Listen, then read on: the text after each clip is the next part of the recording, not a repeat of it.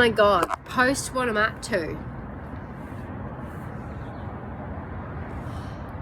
Life after prostitution. So, I found a man. I found a man to be with the rest of my life. I found him while I was in the industry. I left the industry for him.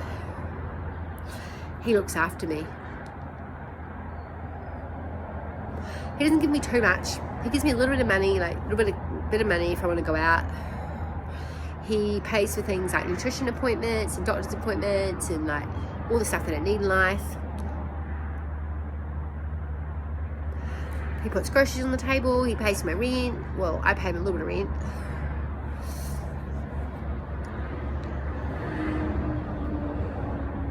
I'm in storage unit now, actually, alongside his motorbikes and my Blossom over there. Everyone knows my Blossom from Escort on a bike. Yeah, it's in storage now at the moment, just for the next couple of weeks. So, what am I up to? Well, I no longer have to worry about looking like a rock star every fucking day. And I'm smoking weed in the storage unit while I'm waiting for my partner to finish work. He's working and I don't have a car at the moment. I only just got my license back. So I'm living in Nelson still, in a suburb out of town a little bit. And I've got country around me. So this morning I woke up, I did a walk. I had a cooked breakfast for my partner because we're on the keto diet now. And then I went for a walk by myself. And then I came home and I did the washing. Then I did Pilates on the ground. Then I made my partner a coffee while he worked away looking for a house to buy because he wants to buy an investment house. And then I listened to a podcast as I lay in the sun. This is going on for ages. Look, the light's still on. Oh my God. I listened to several podcasts, one on the keto diet called Ketogenic Theories, one on imagination and how powerful our brain is, one on motivational tips to live a very motivated life as I lay in the sun, one to borderline personality disorder, because I have that. And I just teach myself shit. Like, I don't just sit around the house. I'm listening to audiobook after audiobook, learning about the brain, because I have bipolar and borderline personality disorder. And I'm in a relationship.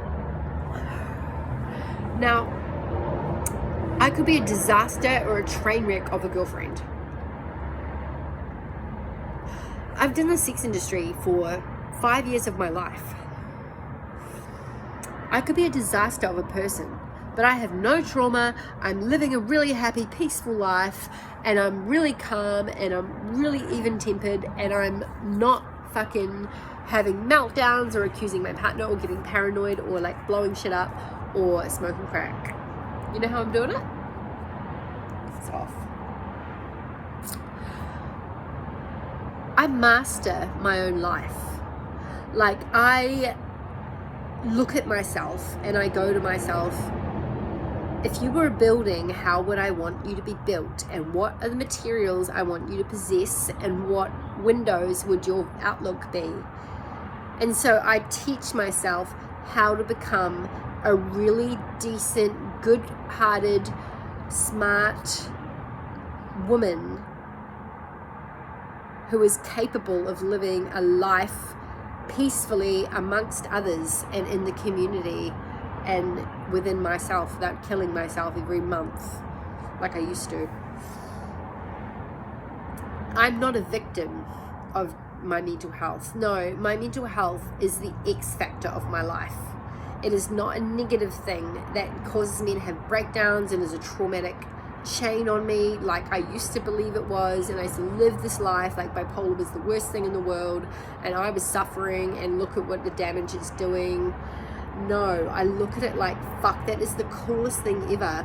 I've got flair, I've got creativity, I've got boldness, I can put this video on YouTube, I've got sexy sex drive, I've got like all these benefits that is so fucking cool about bipolar. And I don't look at the negative stuff anymore. I just get on the fucking audiobooks and the reading books and the TV and like stuff that's educational. I don't watch sitcoms. I don't hardly watch movies. I can barely watch YouTube. I can tolerate YouTube, but I can't sit down and watch like TV episodes and things like that. Like I thought maybe I used to do that and I thought I could do it, but I can't, because I want to work on my life so fucking much, because I think I've got the potential to be a narcissist, a damaging drug addict, a anorexic stupid girl, a self-harmer. Like I've got the potential to be all that shit, but I've also got the potential to be someone like Axl Rose, who's not necessarily the negative side of Axl Rose, but like the creative genius. I've got the potential to be like anyone else that's done well with their life that is bipolar. They can do things and succeed and have success. And I'm not looking at fame, I'm looking at love, I'm looking at community, I'm looking at relationships, I'm looking at a healthy mindset. That is richness to me. That is success, when I'm a human being like everyone else. So yeah, I just love teaching myself shit. It's so cool. So that's what I do around the house. And when I'm resting, sometimes I'm resting, but sometimes I'm actually visualizing and I'm thinking about one goal that I have that day, whether it's to do the laundry and remember to do the laundry and hang it out, or whether it's to make sure I only eat 3 times a day, not snack all the time. Make sure it's to add fat to my meals so I'm not going to lose weight on the keto diet. I'm visualizing my goal to have sex tonight with my partner. And you know why I do that, by the way? Because as a woman, you lose your sex drive when you're on medication, like I am, like antipsychotics. I'm on massive medication and it's fucking like kills my sex drive. So I've got to talk myself into sex. It's because my man needs that, because he needs that in his life to be physically well. And so I used to love sex and I don't really love it as much anymore. I could give or take it. So I put work into that. So I'm thinking I'm going to have sex tonight. That's my goal. So I visualize that. So I start thinking like of all the connection feelings that I'm going to feel with my partner, all the cool things he's done for me this day, and how much I'm attracted to him, and what outfit I'm going to wear, and okay, don't eat too much today because I don't want to be bloated, and okay, so I'm focusing. And so by the time it comes to have sex, I'm committed to going, yeah, I'm going to have sex, and I actually have a really good time because I've prepared and I've planned it and I've thought about it and I've set a goal for it and I've made it a priority even if I didn't want to. It's like going on a bike ride on a summer's day. You don't really want to because you just want to lie around the pool, but you want to do some exercise, and as soon as you're out there on your bike, you're fucking loving it. So that's what I do. I prepare myself to have sex with my partner, and then I end up loving it and having a really good time, and I execute it really well, and I just do what I want to do, and I have so much fun.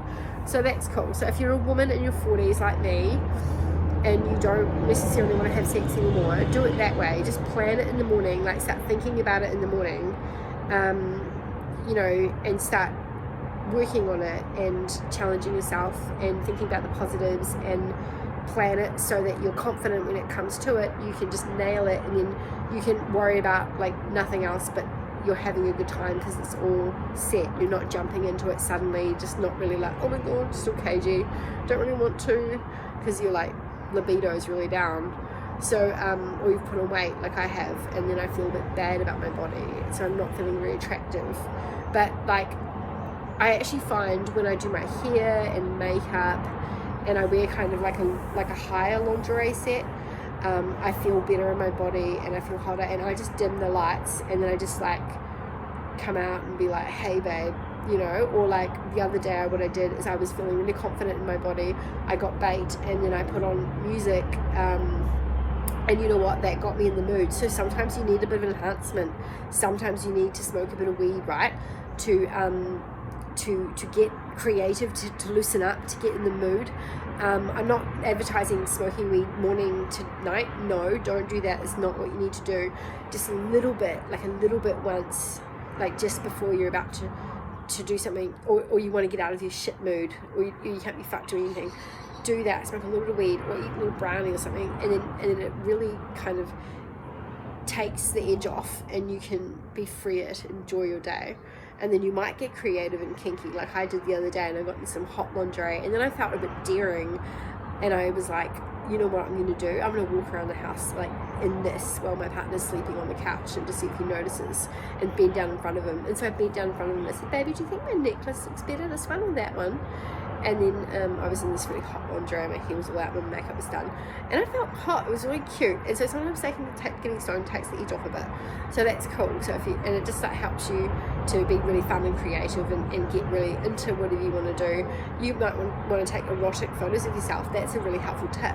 Like when I'm not feeling good about my body, oh my god, I take erotic photos of myself sometimes, in different angles and different places and everything, and then I turn it into art and I sell it on OnlyFans. But like I also send it to my partner, but I also am really captivated by it. Like when you can make something really erotically hot but tasteful, or cheeky, or whatever look you're going for, like it's really fun, ladies, to take erotic photos of yourself. Because like I'm not the most attractive girl in the world, and like look at my tummy, like look, it's got a little, like it's flat, but when I sit like that I'm gonna roll, but it's flat, but like I put on weight, and it's like I have put on weight, you know, so it's like, yeah, but like it's fun. It just makes me feel a bit self-conscious, like so I just decide to love my body and appreciate it anyway, and take photos of it. And I love my pussy, like what I do to be more like feminine, and love my body, and also playful, and it's just that it's something that's growing in me, is that when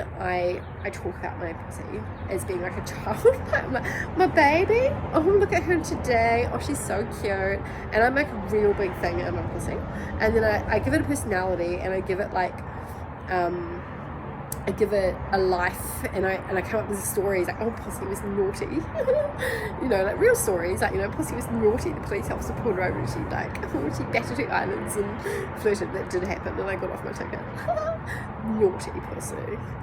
Yeah, so that's kind of my little thing that I do in life, and it's so fun, and it's just like real fun, and everyone thinks I'm real weird for doing it, but I don't give a fuck. Like I actually don't give a fuck what people think. Like I have so much fun playing with it, like a third person. Like it's kind of cool, and it's just like it helps you love your body so much, despite it being a bit fat or like out of sync, you know, like when you love a part of your body like that, and then just like embrace it and make it a game, and and people know you for it. Like, well, my clients will know me for it, and my partner knows me for it. And they used to say to me like, how's you? And I'm like, good. And how's pussy? Oh, she's good. Like at the moment I've got my period, so pussy's at camp, because she doesn't come out and play when she's got her period. No, she does not like that.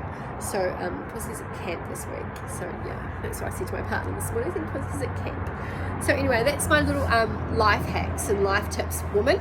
That was really targeted for you, because like your man is probably a really, really good man. Hopefully he is, and like my man, and you want to give him the best version of yourself. So like, you know, you might change how you feel about your body. You might think you're fat all of a sudden. You might think, I can't be bothered fucking. That's what happens when you get to 40 years old, like, and older, or you're on strong medication like I am.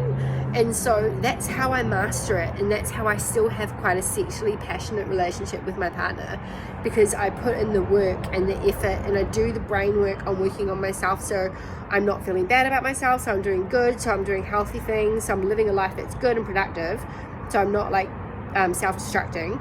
And then I work on my body by loving it and embracing it, and just playing a game with it. And I get a bit stoned sometimes to take the edge off, so I can get into creative moods. And and I do exercise, but I kind of make it a cute thing about exercise, because I'm not good at exercise. I'm like, oh baby, I'm gonna go for a walk and have some waddle, but like, it's true, I don't like exercising. I find it really hard, and so I like to just think to myself, oh, I'm just so cute and fat, you know, I'm just such a cute fat thing, and I play the character of a cute fat thing. Like, I'll show you. I walk like this, like I'm like, oh baby, I hate exercise. Oh my god. Oh babe. Oh my god, my bum. I do that. It's so much fun. I love being a cute fat thing, and I've embraced that side of myself. Like, I do have that part of my personality that's real cute and childlike, and so I just embrace that part of myself, especially when it comes to exercise. Like, I don't take myself too seriously. I'm not looking at like the educational side of exercise. I'm not looking at the benefits. I'm just looking at, okay, I have to do this, so I'm just going to do it fun and have fun with it, and just be like, you know what, I am a little bit like heavier than I used to be. I'm really unfit. Oh my god, I'd get an Uber to the fridge if I fucking could. So I just make exercise fun and cute. I just think, oh my god, I'm such a cute fatty. Like, look at me down the road. Oh my god, I want a coffee. I'm so hot. Oh my god. And I just kind of dramatize it a bit, because it kind of like, it just takes the piss out of it, really. Like, you know, I'm not going to take it too seriously. I'm not going to face the fact that I'm actually really unfit and I can't walk anywhere. And like, when I got arrested and I couldn't drive anymore, I was so used to not walking, that I got a taxi to New World, which was like, I lived in Monaco. It was at the apartments, just like 2 minutes drive down the road, and it was about 15-minute walk. But I couldn't walk there, so I had to get a taxi. And do you know what? One time, I won't tell you that on YouTube. Something I did with the taxi driver. As you can imagine, I got free taxis for like a month, but then he started stopping, giving me long rides, and so I was like really annoyed. And so I told him that to stick it, because I could pay for my own taxi if I just worked. Yeah, so I don't barter. When I had sex with money, except for the taxi rides. Oh my god, I'm a taxi